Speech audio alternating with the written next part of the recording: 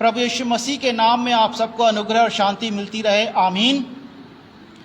तो मेरा प्रश्न है कि अगर परमेश्वर की महिमा के लिए, इस बात को ध्यान से सुनिएगा, परमेश्वर की महिमा के लिए अगर मुझे और आपको यह जीवन बलिदान देना पड़ जाए, जीवन देना पड़ जाए, तो क्या हम सहर्ष, हर्ष सहित, खुशी खुशी उस परमेश्वर की महिमा के लिए अपने बलिदान को होने देंगे या नहीं? ये सवाल है। हम प्रकाशित वाक्य 14वां अध्याय काफ़ी सभाओं में, कई बृहस्पतिवार की सभाओं में हम लोग इसको पढ़ते आए हैं, और 6 और 7 वचन एक बार मैं फिर से पढ़ूंगा। यहाँ पर इस प्रकार लिखा है, फिर मैंने एक और स्वर्गदूत को आकाश के बीच में उड़ते हुए देखा, जिसके पास पृथ्वी पर के रहने वालों की हर एक जाति और कुल और भाषा और लोगों को सुनाने के लिए सनातन सुसमाचार था। उसने बड़े शब्द से कहा, परमेश्वर से डरो और उसकी महिमा करो, क्योंकि उसके न्याय करने का समय आ पहुंचा है। और उसका भजन करो, जिसने स्वर्ग और पृथ्वी और समुद्र और जल के सोते बनाए। प्रभु के वचन के पढ़े और सुने जाने पर आशीष हो, आमीन, हालेलुया।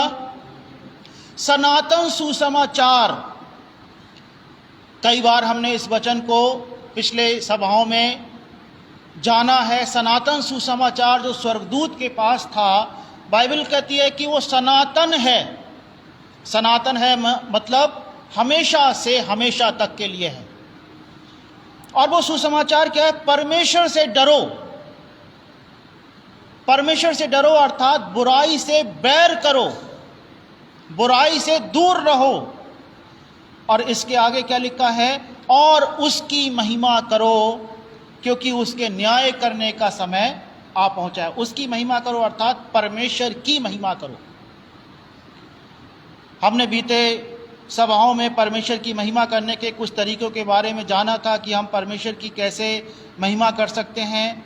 और आज जिस विषय को हम जानेंगे, यूहन्ना उसका 21वां अध्याय और उसका 18 और 19 वचन इस प्रकार लिखा है। यीशु ने पतरस से बोला ये वचन, यूहन्ना 21, 18 से 19 वचन, मैं तुझसे सच सच कहता हूं, जब तू जवान था तो अपनी कमर बांधकर जहां चाहता था वहां फिरता था, परंतु जब तू बूढ़ा होगा तो अपने हाथ फैलाएगा। कैसे करके हाथ फैलाएगा? हाथ फैलाने से मतलब वो नहीं किसी के आगे हाथ फैलाना, वो बता रहे हैं यीशु कैसे करके पतरस की मृत्यु होगी। और दूसरा, तेरी कमर बांधकर जहां तू ना चाहेगा वहां तुझे ले जाएगा। उसने इन बातों से संकेत दिया कि पतरस कैसी मृत्यु से परमेश्वर की महिमा करेगा। एक बार फिर से मैं अंतिम वचन को पढ़ रहा हूं। इसमें लिखा है, उसने इन बातों से संकेत दिया कि पतरस कैसी मृत्यु से परमेश्वर की महिमा करेगा। मृत्यु से परमेश्वर की महिमा। इसीलिए मैंने आपसे प्रश्न पूछा, अगर परमेश्वर की महिमा के लिए आज आपको अपना बलिदान देना पड़ जाए, तो क्या आप सहर्ष उस बलिदान के लिए तैयार होंगे? पतरस के विषय में यीशु ने पहले ही बता दिया था कि वो कैसी मृत्यु को प्राप्त करेगा और किस प्रकार से मृत्यु के द्वारा भी परमेश्वर की महिमा करेगा। मृत्यु तक विश्वास योग्य बने रहना, स्थिर बने रहना, प्रभु में बने रहना। रूत की किताब में एक बात लिखी है पहले अध्याय में, ओरपा और रूत, देवरानी और जेठानी, और जब नाओमी ने देखा कि ओरपा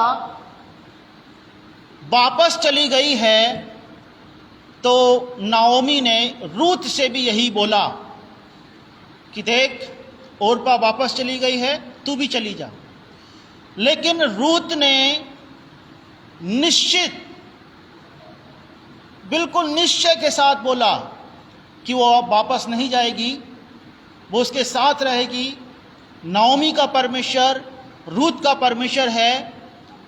और जब नाओमी ने रूत को स्थिर देखा, तब फिर उससे कुछ भी नहीं कहा, वरन वो उसको अपने साथ में लेकर के चली गई। स्थिर देखा।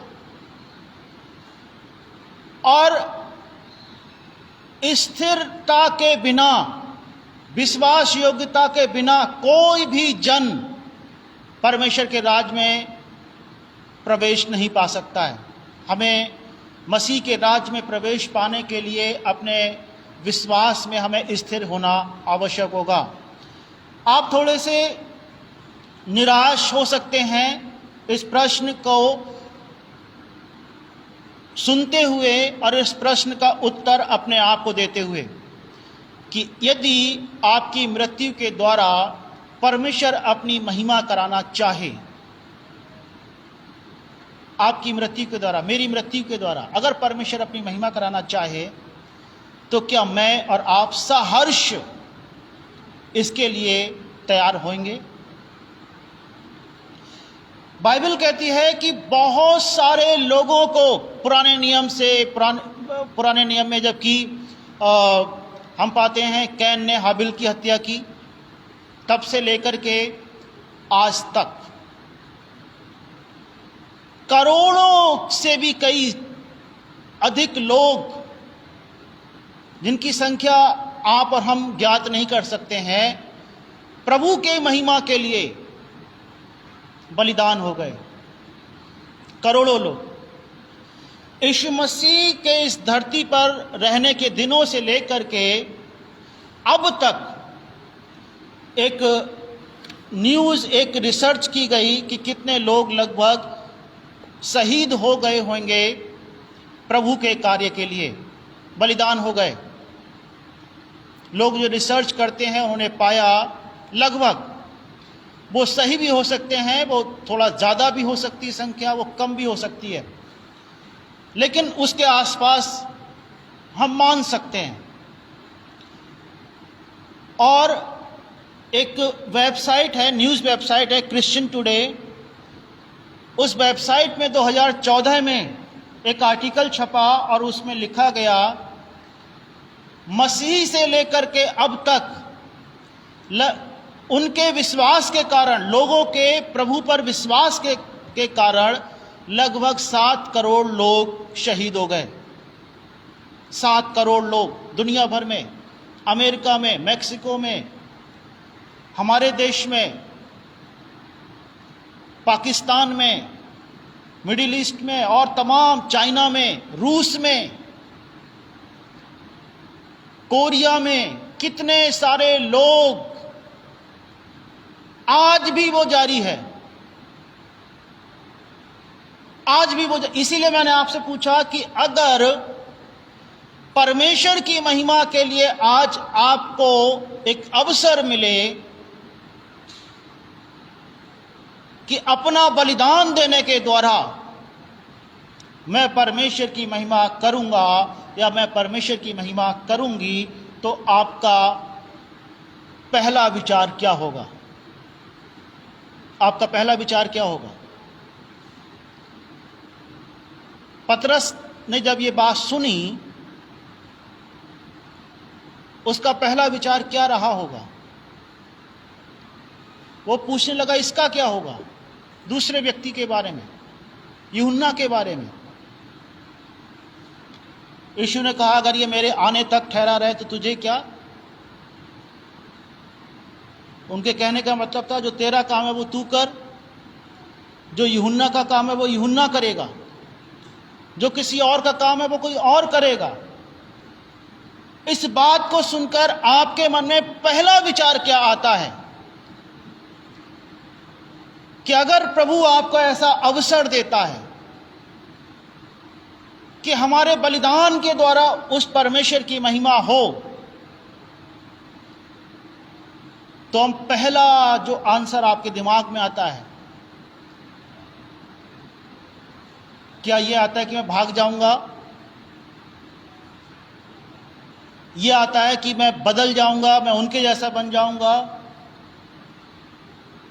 क्या ये आता है कि परमेश्वर मुझे छुड़ा लेगा? या ये आता है कि मैं उस परमेश्वर के लिए बलिदान हो जाऊंगा? और ये पतरस पत्नी और बाल बच्चों वाला था ये, और बाद में जब इसको शहीद होने के लिए अवसर मिला, बलिदान होने के लिए अवसर मिला, और बाइबल में जो लिखा है अभी कि जहां तू ना चाहेगा वहां तुझे ले जाएगा, जब तू बूढ़ा होगा तो दूसरा तेरी कमर बांधकर जहां तू ना चाहेगा। पतरस की इच्छा नहीं थी कि वो यीशु के समान क्रूस पर मरे, इसीलिए पतरस ने जब सुना कि मुझे क्रूस का दंड दिया गया है, तो उसकी इच्छा नहीं थी कि क्रूस पर मेरा प्रभु भी मरा, मैं उसकी समानता में नहीं आ सकता हूं, और इसीलिए उसने आग्रह किया कि मेरा प्रभु क्रूस पर सीधे लटका करके मारा गया, मैं उसकी समानता को प्राप्त नहीं कर सकता हूं। मैं नहीं चाहता हूं कि जैसा मेरे प्रभु को वो क्रूस का दंड दिया गया वैसा मुझे भी मिले, मेरी इच्छा नहीं, इसीलिए मुझे उल्टा लटकाया जाए। और पतरस को उल्टा क्रूस पर लटकाया गया नीरो शासक के दिनों में, जहां तू ना चाहेगा। उसने नहीं चाहा कि मैं अपने प्रभु के समान मरूं, मैं उसकी बराबरी नहीं कर सकता हूं, वो निर्दोष निष्कलंक मेमने की मैं समानता में मरना नहीं चाहता।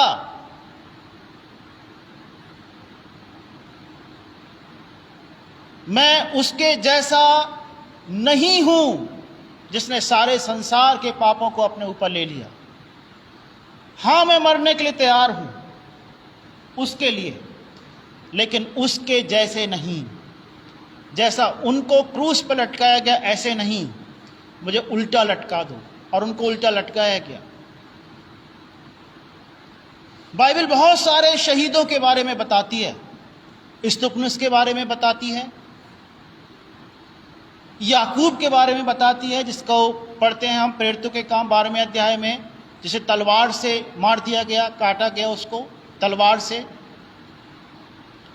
पतरस को भी मारने की तैयारी थी उसी दिन, उन्हीं दिनों में। आप प्रेरितों के काम 12वां अध्याय पढ़ते हैं, लेकिन उस समय परमेश्वर के दूत ने पतरस को छुड़ाया, बचाया। और इन सब बातों को कहने का मेरा मतलब आपसे एक ही है कि आप विचार करना, पतरस ने अपनी मृत्यु के द्वारा परमेश्वर की महिमा करी, और क्या कहकर के महिमा करी कि मैं अपने प्रभु के समान क्रूस पर नहीं मर सकता हूं, क्योंकि मैं इस योग्य नहीं हूं। एक समय पर उसी पतरस ने यीशु का इनकार किया था। उसी पतरस ने एक समय पर यह भी कहा कि हम प्रभु के नाम के कारण, प्रभु तेरे नाम के कारण हम मार खाने योग्य तो ठहरे। उसी पतरस ने इस बात को बोला, प्रभु नहीं, मैं तेरी समानता में क्रूस पर मृत्यु को बर्दाश्त नहीं कर सकता, इसीलिए मुझे उल्टा लटका दिया जाए। मैं तेरी महिमा करूंगा अपनी मृत्यु के द्वारा भी। और उस महिमा को इस प्रकार से किया पतरस ने कि प्रभु, मैं तेरी समानता में नहीं आ सकता, जैसे तू मरा क्रूस पर, मैं वैसे नहीं मरना चाहता, क्योंकि मैं इस योग्य नहीं हूं। लोगों ने सोचा होगा, विचार किया होगा, कैसी अद्भुत बात कह रहा है ये व्यक्ति, मरने के लिए जा रहा है, फिर भी कह रहा है कि मेरे प्रभु की समानता में मैं नहीं मर सकता हूं। और इन बातों के द्वारा पतरस ने परमेश्वर की महिमा करी। आज आपको अगर कोई ऐसा अवसर मिल जाए, बाइबल कहती अवसर को बहुमूल्य समझो, क्या करोगे? बाइबल यह भी नहीं कहती कि अनावश्यक रूप से आप जाकर के कहीं जाकर के अपने आप को संकट में डाल दो। बाइबल इसके लिए नहीं कहती है। लेकिन जहां पर पतरस को अवसर मिला कि अपनी मृत्यु के द्वारा भी मैं परमेश्वर की महिमा करूंगा, उसने की। उसने परमेश्वर की महिमा करी। जो ये अनुमान लगाया गया कि 7 करोड़ से ज्यादा लोग मसीह से लेकर के अब तक घात किए गए, बलिदान किए गए, मार दिए गए,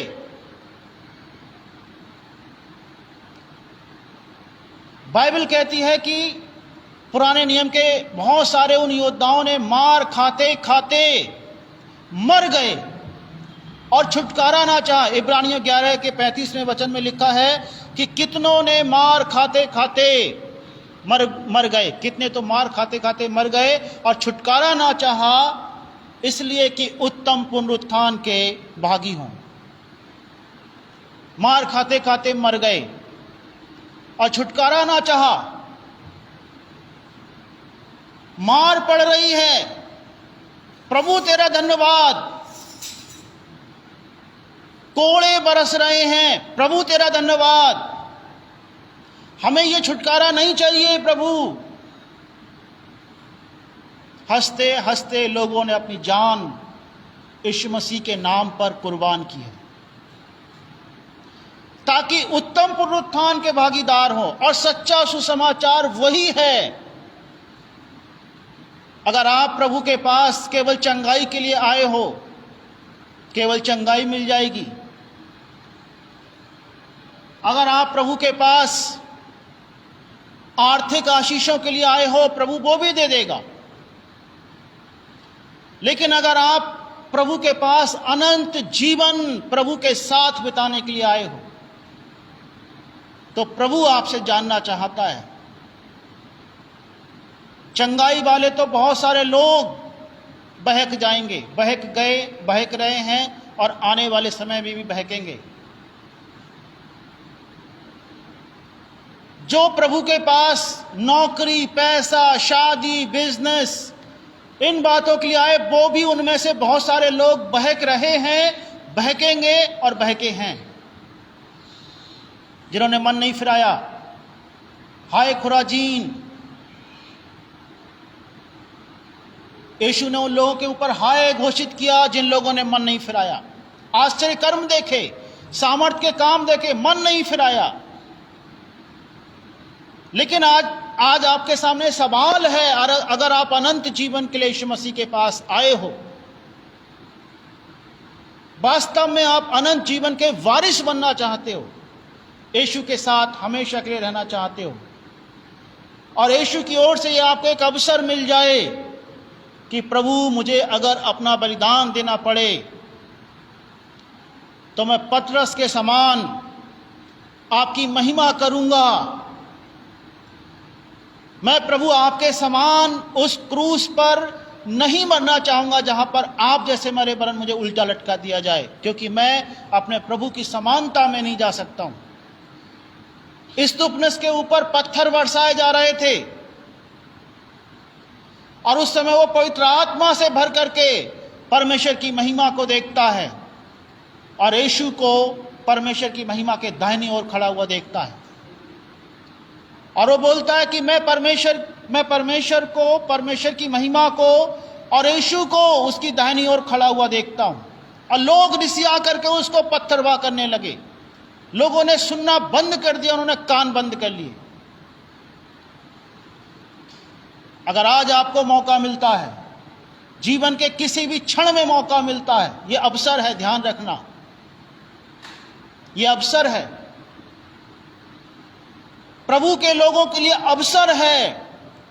अगर उनको अपनी जान यीशु के नाम पर बलिदान करनी पड़ जाए तब। कोई आपको सताने आए, आपके लिए अवसर है कि आप आनंद मना सको। कोई आपको घसीटे, पत्थरबाह करे, आपको शूट करे, आपको गालियां दे, अवसर है। क्योंकि बाइबल में क्या लिखा है, मैंने क्या पढ़ा अभी इब्रानियों 11:35 में, कितनों ने मार खाते खाते, कितने तो मार खाते खाते मर गए और छुटकारा ना चाहा। अर्थात अगर उस समय वो छुटकारा चाहते तो प्रभु जरूर उनका छुटकारा करते। इब्रानियों 11:35 आप अपने बाइबल में से निकालिए, पढ़िए, वहां पर क्या लिखा है। इब्रानियों 11:35, कितने तो मार खाते खाते मर गए और छुटकारा ना चाहा। प्रभु हमें छुटकारा नहीं चाहिए। क्यों नहीं चाहिए? कि इसलिए कि हम उत्तम पुनरुत्थान के भागीदार हों। आपके जीवन का दृष्टिकोण क्या है? आप अपने जीवन में मसीह को क्यों ग्रहण किए हुए हैं? क्या केवल आशीषों को पाने के लिए, केवल चंगाइयों को पाने के लिए, केवल इस बात के लिए कि आपको एक अच्छा लगता है इसलिए, या इसलिए कि आप उनके साथ हमेशा के लिए रहने पाएं? आपने किस लिए प्रभु को ग्रहण किया है? दुष्ट आत्माओं से छुटकारा पाने के लिए, या उनके साथ हमेशा के लिए रहने के लिए? अगर आपने हमेशा के लिए उनके साथ रहने का एक निर्णय किया है, तभी आप कह पाओगे कि प्रभु, मेरे जीवन से, मेरी मृत्यु से भी परमेश्वर तेरी महिमा हो, मेरी मृत्यु से तेरी महिमा हो। और अगर आपने किन्हीं और कारणों से प्रभु को ग्रहण किया है, वो चीजें आपको मिल जाएंगी, लेकिन कभी भी आप ये नहीं कह पाओगे कि प्रभु, मेरी मृत्यु से तेरी महिमा हो। और मैंने अभी पढ़ा प्रकाशित वाक्य 14वां अध्याय 6 और 7वां वचन, सनातन सुसमाचार क्या है कि परमेश्वर से डरो और उसकी महिमा करो। हालेलुया, उसकी महिमा करो, क्योंकि उसके न्याय करने का समय निकट आ पहुंचा है। ये सवाल सुन करके, ये प्रश्न सुन करके हो सकता है कुछ भाई बहनों के मन में आए कि यह कैसी बात कर रहे हैं, हम तो यहाँ पर आए थे कि कुछ शांति मिलेगी, कुछ तसल्ली मिलेगी, कुछ अच्छी बातें होंगी। यहाँ तो ये कह रहे हैं कि यीशु के लिए अगर बलिदान देना पड़ जाए अपने आप को, कि तुम दोगे या ना दोगे। प्यारे भाई बहन, एक बात याद रखना, ये जीवन आपका 80 साल, 100 साल मैक्सिमम, मैं सोचता हूँ, या इससे भी थोड़ा बहुत आगे पीछे रहने वाला है। लेकिन इस जीवन के बाद जो अनंत काल का जीवन है, अनंत काल के लिए या तो हम प्रभु के साथ होंगे या प्रभु से अलग होंगे। प्रभु के साथ मतलब प्रभु के स्वर्ग में, और प्रभु से अलग उस नरक में जहां पर शैतान और उसके दूत और वो लोग जो आज्ञा नहीं मानते परमेश्वर की। आप कहां पे रहना चाहते हैं? इस जीवन की हम इतनी चिंता करते, इतनी परवाह करते हैं, इतनी देखरेख करते हैं, इसको अगर जरा सी भी कोई खांसी, जुकाम, ये सब चीज़ें हो जाएं, कोई बीमारी ऐसी आ जाए, लगे कि इससे हमारे जीवन को हानि पहुंचने वाली है, तो हम तुरंत जाकर के डॉक्टर से इलाज कराते रहते हैं, क्योंकि हमें चिंता रहती है शरीर की, जो शायद 80 साल, 100 साल या इससे थोड़ा आगे पीछे बस जीवित रहने वाला है। एक समय पर इसको जाना ही जाना है, इसको खत्म होना ही होना है। हमें इस शरीर की इतनी चिंता है, इतनी देख रेख है, इतनी, और होना भी चाहिए। ये नहीं कि इसकी देख रेख नहीं करना, प्रभु का वचन ऐसा नहीं कहता। लेकिन क्या अनंत काल की आपको चिंता है? इस जीवन के बाद हम कहाँ जाएंगे, कैसे जिएंगे, हमारी आत्मा कहाँ जाएगी, उसके बाद हमारे साथ क्या होगा, हम क्या कर रहे होंगे, और वो अनंत काल के लिए होगा। कोई टाइम उसका फिर नहीं है। यहाँ तो समय है, 80 साल, 100 साल, बहुत अगर कोई होगा तो 150 साल इस समय धरती पे, रेयर केस में। अनंत काल की तैयारी हमें यहाँ पर करनी है, अनंत काल की तैयारी यहाँ पर करनी है। और अगर आपने अनंत काल की तैयारी यहाँ पर नहीं की है तो आज आपके लिए एक समय है, एक अवसर है। परमेश्वर अनंत काल का भी पिता है, समय को परमेश्वर ने रचा है। परमेश्वर समय से भी ऊपर है, वो समय को भी बनाने वाला परमेश्वर आपके समय को बदलने में सक्षम है, क्योंकि समय को उसने रचा है।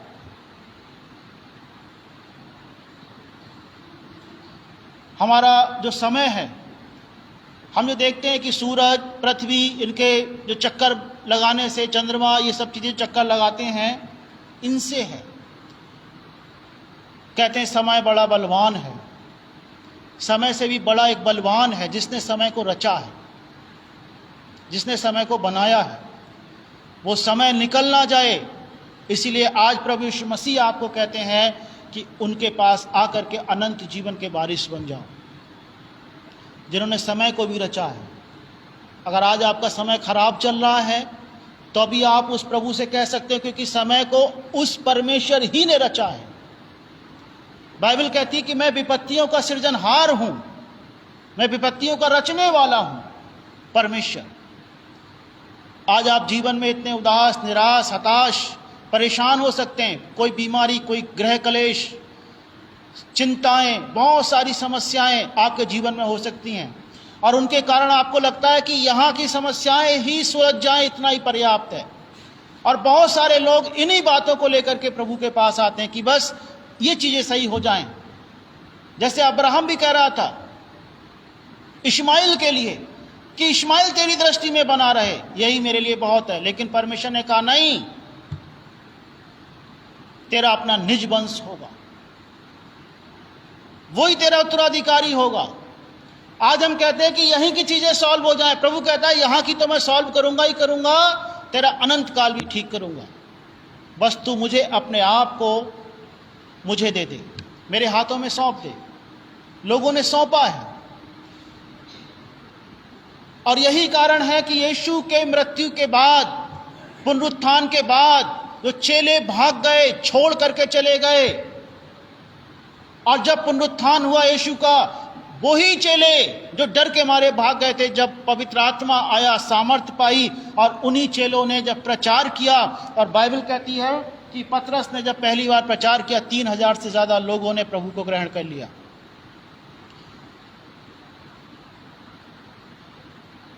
जो लोग सोच रहे थे सब कुछ खत्म हो गया अब, और परमेश्वर का धन्यवाद हो कि आज दुनिया में सबसे टॉप लेवल पर सबसे ज्यादा पढ़ी जाने वाली पुस्तक बाइबल है। सबसे ज्यादा जिसके फॉलोअर हैं वो यीशु है, जबकि वो मर गए थे, चेले भाग गए थे। कहां से फिर ये हो गया? आपकी मृत्यु, हमारी मृत्यु परमेश्वर की महिमा के लिए अगर है, लोग प्रभु को ग्रहण करेंगे। यीशु की मृत्यु के बाद चेले भाग गए, सब कुछ खत्म हो गया। लोगों को लगा अब तो हम जो जैसा सोच रहे थे वैसा कुछ भी नहीं हुआ। लेकिन फिर उसी मृत्यु के बाद जब पुनरुत्थान हुआ, बाइबल में लिखा है कि अंत के दिनों में याकूब के परमेश्वर की ओर लोग धारा की नाई बहते चले जाएंगे। आज धारा की नाई बहते जा रहे हैं। हर धर्म, हर जाति का व्यक्ति यीशु के पीछे चलने के लिए अपने आप को भेज रहा है, क्योंकि उसका प्यार है। इसीलिए आज आप लोग यहां पर हो, इसीलिए आज आप लोग यहां पर हो। लेकिन मैं आपसे एक बात जरूर जानना चाहूंगा, जिसका आंसर केवल आप अपने आप को देना, कि आपने यीशु को ग्रहण क्यों किया है? आप यीशु के पास क्यों आए हो? कुछ सवाल ये अपने आप से पूछना। क्या आप अनंत काल के वारिस होने के लिए यीशु के पास आए हो? या यीशु को खोजने के लिए यीशु के पास आए हो कि हम यीशु के बारे में जानेंगे? किस कारण से आए हो? प्रभु के पास हम क्यों आए हैं? और वो प्रभु अगर हमें आज वो अवसर दे कि हमारी मृत्यु के द्वारा भी परमेश्वर की महिमा हो, तो क्या हम उसको सहर्ष स्वीकार करेंगे? ये दो प्रश्न हम सबको मनन करना चाहिए, विचार करना चाहिए कि हम क्यों प्रभु के पास आए हैं। और अगर प्रभु हमें अवसर दे अपनी मृत्यु के द्वारा, तो हमारा निर्णय हमारी मृत्यु के द्वारा प्रभु की महिमा हो, तो हमारा निर्णय क्या होगा? हो सकता है आप में से कोई अच्छे वचन सुनने के लिए के इरादे से आए हों, लेकिन अच्छा वचन यही है कि आज दो सवालों के साथ आप लोग यहाँ से जाना, सोचना, विचार करना कि मैं प्रभु के पास क्यों आया हूँ, पहली बात। और दूसरी बात कि अगर मुझे अपनी मृत्यु के द्वारा परमेश्वर की महिमा करने का अवसर मिले, तो क्या मैं सहर्ष उस महिमा को करूँगा या करूँगी? इन बातों के आंसर आप अपने आप को देना। प्रभु आपको आशीष दे। सबको जय मसीह की।